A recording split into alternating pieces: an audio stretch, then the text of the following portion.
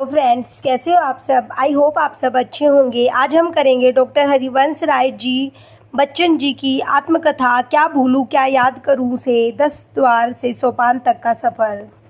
साहित्य कोई शाब्दिक आडंबर नहीं है, यह अंतःकरण का उद्गार है। मूक मन की अनुभूतियों को अपने साहित्यिक क्षेत्र में अभिव्यक्त करने के लिए लेखक अपने अंतःकरण में विद्यमान ज्योति को प्रज्वलित कर चरम शिखर पर पहुंचाते हुए अपने सांसारिक स्वरूप को साहित्यिक आवरण पहनाकर लेखन में स्थान देता है। साहित्य में अभिव्यक्ति के विविध रूपों में मानव जीवन के सर्वाधिक निकट मानी जाने वाली विधा आत्मकथा है। आत्मकथा में रचनाकार अपने संपूर्ण जीवन के किसी अंश अथवा घटना का क्रमबद्ध वर्णन प्रस्तुत करता है। आत्मकथा में कल्पना प्रवणता और राग पर व्यक्तिगत अनुभूति का प्राधान्य होता है। हिंदी साहित्य के देदीप्यमान आत्मकथाकार डॉक्टर हरिवंश राय बच्चन की आत्मकथा हिंदी साहित्य की एक कालजयी कृति है। उन्होंने अपने जीवन की तस्वीर को क्या भूलूं क्या याद करूं, नीड़ का निर्माण, फिर बसेरे से दूर एवं 10 द्वार से सोपान तक में रूपांतरित किया है। यह बहुप्रशंसित आत्मकथा एक महान गाथा है जो उनके जीवन और साहित्य का वृत्तांत ही नहीं कहती अपितु उत्तर छायावादी युग के साहित्यिक परिदृश्य को भी प्रस्तुत करती है। बच्चन का काल के अनुरूप तथा विभिन्न परिस्थितियों में रहते हुए अपने आप को सहृदयों के समक्ष प्रस्तुत करना और विभिन्न मानसिकताओं के दौर से गुजरते हुए आत्मविवरण को प्रस्तुत किया है। बच्चन की बाल्यावस्था का अबोधपन, युवा मन का आकर्षण, प्रेमानुभूति, स्त्री पुरुष संबंधों, पारिवारिक संबंधों तथा स्वानुभूतियों से संबंधित अनेक प्रसंगों का अत्यंत स्वाभाविक चित्रण बड़ी सहजता और तन्मयता के साथ किया गया है। बच्चन द्वारा उम्र के विभिन्न पड़ावों में अलग अलग रूपों में सोचना, जैसे बाल रूप, युवा रूप और प्रौढ़ रूप एवं वृद्ध रूप इत्यादि उनकी आत्मकथा में मुखर हुआ है। उनकी आत्मकथा में पग पग पर उनके मनोसंवेग विभिन्न रूपों में उभर कर आते हैं। उनका सारा जीवन साधना एवं सर्व का जीवन रहा है। अपने बाहरी व्यक्तित्व के संदर्भ में वे स्वयं लिखते हैं, मैं कविता लिखता ही नहीं, मैं कविता दिखता भी हूँ। जैसी मधुशाला थी वैसा ही मधुशाला का कवि रूप था। उनका बाह्य एवं आंतरिक व्यक्तित्व पंत की पंक्तियों में मुखर हो उठा है। सिर पर बाल घने घुंघराले, काले कड़े बड़े बिखरे से, मस्ती आज़ादी बेखबरी बेफिक्री के है संदेशे। माथा उठा हुआ ऊपर को, बोहों में कुछ टेढ़ापन है। दुनिया को है एक चुनौती, कभी नहीं झुकने का प्रण है। आँखों में छाया प्रकाश की, आँख मिचोलनी चिड़ी परस्पर। बेचैनी में बेखबरी में लुके छिपे हैं सपने सुंदर। उनके व्यक्तित्व पर उनके पर बाबा का प्रभाव विशेष रूप से परिलक्षित होता था।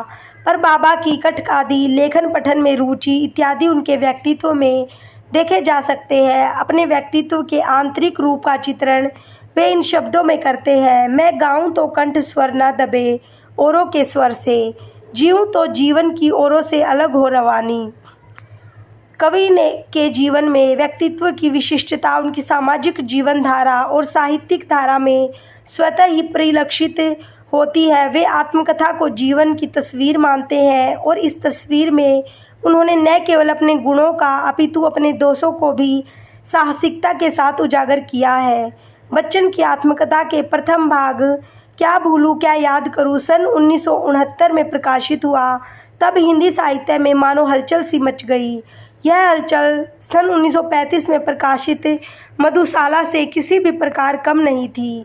क्या भूलूं क्या याद करूं में उन्होंने अपने जन्म से लेकर अपनी पत्नी श्यामा के असामयिक देहावसान तक के अनुभव को चित्रित किया है।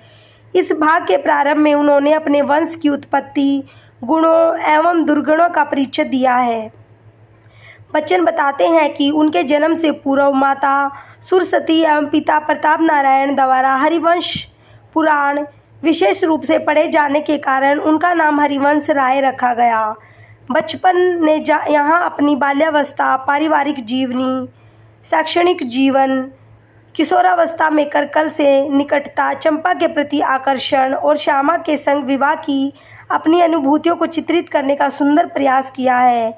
इसी के साथ लेखक ने अपनी पारिवारिक आर्थिक परेशानियों और श्यामा की बीमारी के दुखते कसकते अनुभव को भी वाणी प्रदान की है।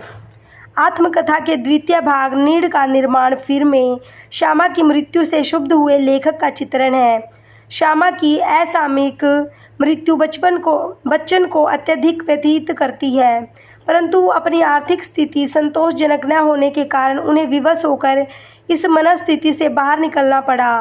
फिर बच्चन जीवन एवं साहित्य में स्वयं को पुनः स्थापित करने का प्रयत्न करते हैं। अब वे कवि सम्मेलनों में काव्य पाठ के लिए जाने लगे तथा एमए की पढ़ाई भी पुनः प्रारंभ कर देते हैं। फिर अचानक आइरिस उनके जीवन में आई। उसके संकोचित स्वभाव ने बच्चन के हृदय में आइरिस के प्रति प्रेम का भ्रम बनाए रखा। वे अक्सर गर्मी की छुट्टियां व्यतीत करने के लिए बरेली जाते थे। वहीं उनकी मुलाकात तेजी से हुई। बच्चन के मित्रों ने उन्हें पुनर्विवाह के लिए तैयार किया। विवाह उपरांत तेजी के जीवन में आने पर जैसे बहार आ गई। तेजी ने 2 पुत्रों अमित एवं अजीत को जन्म देकर बच्चन के नीड का निर्माण किया। बसेरे से दूर इनकी आत्मकथा का तृतीय भाग है। इसमें उन्होंने अपने जीवन की उस अवधि की कहानी सुनाई है जब उन्होंने अपने देश, नगर, घर परिवार से दूर कैम्ब्रिज में रहकर विलियम बटलर इट्स के साहित्य पर शोध कार्य किया। इस खंड का प्रारंभ उन्होंने अंग्रेजी विभाग में अपने अध्यापन कार्य साथी प्रवक्ताओं के परिचय के साथ किया है। इसी दौरान ब्रिटिश काउंसिल से सूचना आई कि अंग्रेजी साहित्य पढ़ाने की विधि का अवलोकन करें, लेकिन इस कार्य के लिए कैम्ब्रिज जाने के लिए उन्हें कई परेशानियों का सामना करना पड़ा। कैम्ब्रिज में रहकर बच्चन ने अपने शोध प्रबंध W.B. इट्स के साहित्य में निगूढ़ तत्व को पूर्ण किया।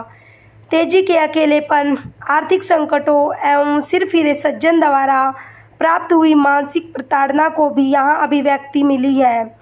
इसी भाग में उन्होंने अपनी नेपाल यात्राओं एवं कलकत्ता की यात्राओं और कविता के संबंध में अपने विचारों और विदेश मंत्रालय में अपनी नियुक्ति की अनुभूतियों को भी मुखरित किया है। 10 द्वार से सोपान तक बच्चन की आत्मकथा का चतुर्थ भाग है। यह अन्य 3 भागों की अपेक्षा विस्तृत है। सुविधा की दृष्टि से बच्चन ने इस पुस्तक के 2 भाग कर दिए हैं। प्रथम पड़ाव में सन 1956 से सन 1971 तक की घटनाओं का वर्णन है। दूसरे पड़ाव में सन 1971 से 1983 तक की घटनाओं का वर्णन है। आत्मकथा के प्रारंभ में अपने पाठकों में ही लेखक ने 10 द्वार और सोपान का अर्थ स्पष्ट किया है, जो उनके इलाहाबाद और दिल्ली के घरों के नाम है। 10 द्वार जिसके 10 दरवाजे हों। सोपान का अर्थ है सीढ़ी। यहाँ उन्होंने 10 वर्ष तक विदेश मंत्रालय में हिंदी विशेषाधिकारी के पद पर 6 वर्षों तक राज्यसभा के मनोनीत सदस्य के रूप में रहने का जिक्र किया है। उन्होंने यहाँ अपने नाट्य सृजन, अनुवाद, विदेश यात्राओं का भी उल्लेख किया है। बच्चन एवं तेजी का अपने दोनों पुत्रों एवं बहुओं के साथ रहने की स्मृतियों को संजोते उन्होंने अपने नवनिर्मित आवास सोपान में प्रवेश करने तक की जीवन यात्रा को लेखनीबद्ध किया है। डॉक्टर हरिवंश राय बच्चन ने आत्मकथा साहित्य में उनके लेखकीय व्यक्तित्व और जीवन को प्रस्तुत किया है। इस प्रक्रिया में उन्होंने अपनी अनुभूतियों, परिवेश, स्थानीय संस्कृति का तन्मयता से चित्रण किया है। बच्चन हिंदी साहित्य में उन आत्मकथाकारों में से है जिनकी आत्मकथा का फलक अत्यंत व्यापक है। समकालीन अनेक लेखकों ने इस आत्मकथा को हिंदी इतिहास की ऐसी पहली घटना बताया जब अपने बारे में इतनी बेबाकी से सब कुछ कह देने का साहस किसी ने दिखाया। बच्चन ने अनुभूति और तन्मयता के अनुरूप रचनात्मक भाषा में स्वयं को अभिव्यक्ति प्रदान की है। आत्मीयतापूर्ण शैली में आत्मकथा लिखी गई है जिसे पढ़कर सहृदय व्यक्ति कथा रस से सरोबार हो जाता है। जीवन एवं सृजन का एक पूर्ण चित्र इसमें साकार हो गया है। निसंदेह यह आत्मकथा हिंदी साहित्य की यात्रा का मील का पत्थर है। धन्यवाद।